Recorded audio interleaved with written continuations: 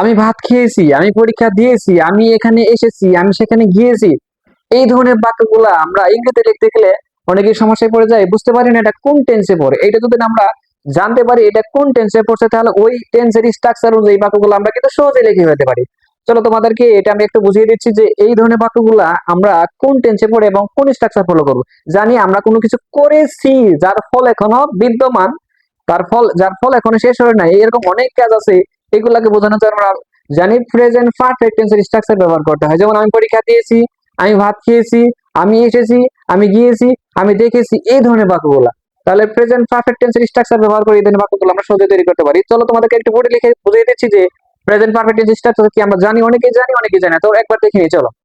Present perfect structure কি আমাদের দিতে হবে, কি সাবজেক্ট দিতে হবে, কি দিতে হবে সাবজেক্ট, তারপরে কি হবে আমাদের হ্যাভ, অথবা কি দিতে হবে হ্যাজ, প্লাস কি দিতে হবে আমাদের ভার্বের 3 নাম্বার অর্থাৎ ভার্ব 3 দিতে হবে আমাদেরকে, প্লাস কি করতে হবে অবজেক্ট দিতে হবে।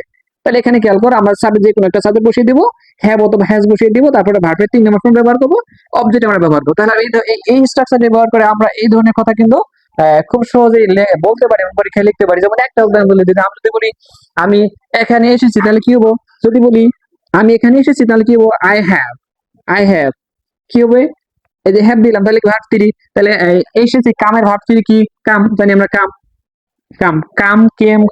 কাম, আই হ্যাভ কাম, তাহলে অবজেক্ট কি হবো আই হ্যাভ কাম হেয়ার। যদি বলি এখানে, তাহলে কি দিব আমি here, I have come here, আমি এখানে এসেছি।